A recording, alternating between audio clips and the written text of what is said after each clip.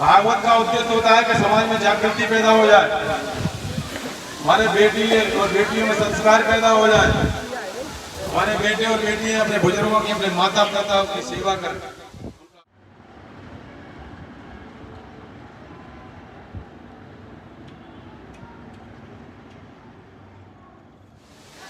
भागवत का उद्देश्य होता है कि समाज में जागृति पैदा हो जाए, हमारे बेटी और बेटियों में संस्कार पैदा हो जाए, हमारे बेटे और बेटियां अपने बुजुर्गों की, अपने माता पिता की सेवा करें, उनका आदर करें, सत्कार करें।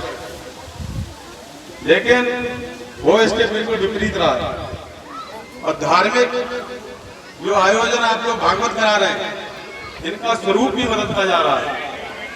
मुझे कहने में कई नहीं मिले, आसपास लगभग 20 भागवतें हो रही होंगी इस समय क्षेत्र में, और मेरा अक्सर हर भागवत में जाना होता है। मैंने देखा है भागवत आजकल जो है एक मनोरंजन का साधन हो गया। नए बच्चे और सब लोग मिलकर के भागवत कराते हैं केवल इस उद्देश्य से कि हमें 8 दिन नाचने कूदने को मिलेगा। जब उद्देश्य ये होना चाहिए कि भगवान जी के चरित्र पर उनका व्याख्यान किया जाता है, तो उनके चरित्र से, उनके चरित्र चित्रण से हम लोग को सीखें, उनके बताए हुए पथ पर हम लोग चलें।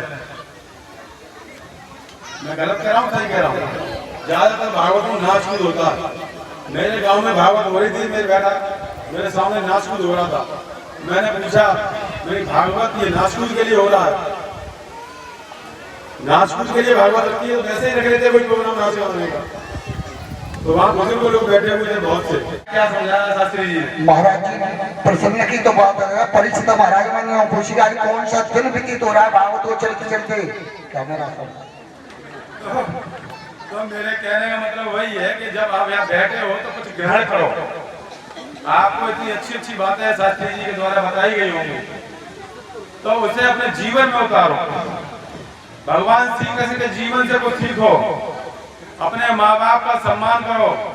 और जो बच्चे अपने माँ बाप का सम्मान करना नहीं जानते हैं, उन्हें भागवत सुनने का भी कोई अधिकार नहीं है कायदे। माँ बैठी है बड़ी बुरी, बेटी की बेटी पानी दे दे एक गिलास, बेटी मोबाइल में लगी है। वो जब तक उसका चाहे व्हाट्सएप पे लगी हो, चाहे फेसबुक पे लगी हो, चाहे गेम में लगी हो, जब तक वो कार्यक्रम पूरा नहीं हो जाएगा तब तक पानी उठ करके नहीं देगी कि माता जी 3 बार बुला चुकी हो, 4 बार बुला चुकी। सही कह रहा हूँ, नहीं कह रहा हूँ? मेरे यहाँ भी बच्चे हैं, ऐसा नहीं मेरे यहाँ बच्चे हैं, मैं देखता हूँ, समाज में भी देखता हूँ, घर में भी देखता हूँ, इसलिए मुझे सब कुछ मालूम है। मेरा एक बच्चा छोटा था, 12-13 साल का, रात को 12 बजे सोएगा, 11 बजे सोएगा तो मोबाइल लेके ही सोएगा, मोबाइल चलाते हुए सोएगा। सुबह उठेगा 7 बजे तो मोबाइल हाथ में होगा, मोबाइल में खेलता हुआ मिलेगा। कितना भी समझाओ कि बेटा इस मोबाइल से तुम्हारी निगाह जो है कमजोर हो जाएगी, बीमार हो जाओगे, नहीं, कोई ऐसा नहीं। मोबाइल देने का जमाना नहीं था अभी, लेकिन कोरोना आ गया। स्कूल वालों ने कहा कि भैया मोबाइल बच्चों को खरीदवाने पड़ेंगे, जबकि बच्चे, हमने ये कहा था मोबाइल जब तक ग्रेजुएशन नहीं कर लोगे बेटा तब तक मोबाइल नहीं दिलवाएंगे। लेकिन कॉलेज वालों ने शर्त रख दी, बच्चों को पढ़ाओगे तो पढ़ाई मोबाइल पर होगी, क्योंकि कोरोना आ गया, मजबूरी में मोबाइल दिलाने पड़े। मोबाइल में ये नहीं कह रहा मोबाइल की बहुत बुराई कर रहा हूँ, मोबाइल बहुत अच्छी चीज भी है। पहले चिट्ठी पत्री आती थी, महीनों लग जाते थे, लोग लेके आते थे, सूचना देने जाते थे, कहीं करने से महीनों के साथ जाते थे। पल भर में आप सूचना मिल जाती है, पल भर में आप वीडियो कॉल कर लो, कोई विदेश में बैठा हो उसकी भी शक्ल देख लो, सब कुछ हो जाता है।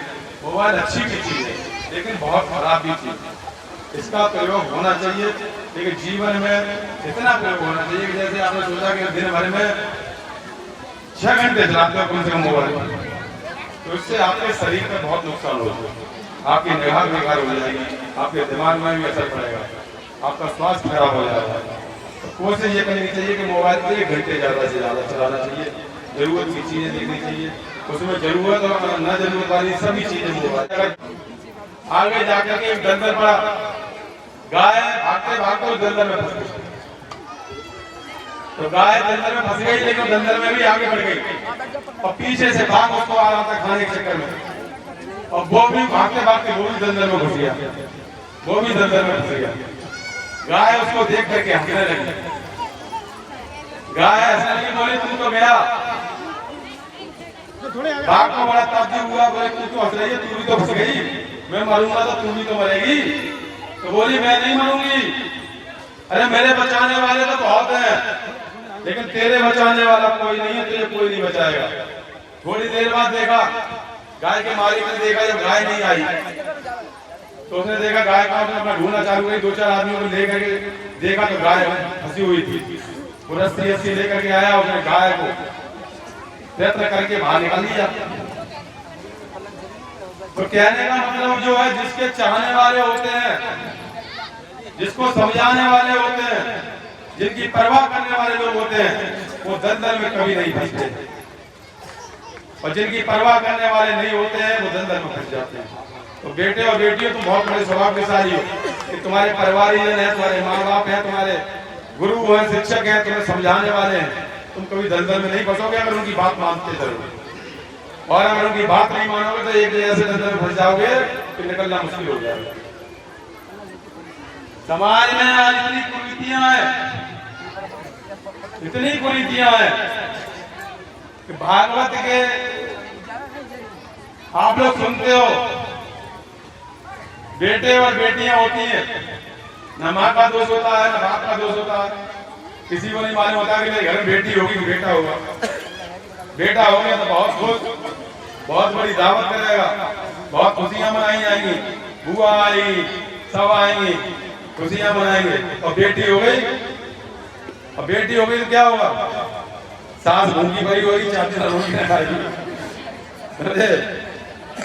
तो बेटे और बेटियों में इतना अंतर कर रखा, लेकिन जमाना ऐसा है आज के, बेटे बेटियों में कोई अंतर नहीं है। बेटियां आज की तारीख हम गर्व के साथ कहते हैं कि बेटों से ज्यादा अगर नाम रोशन कर रही है तो हमारी बेटियां कर रही हैं।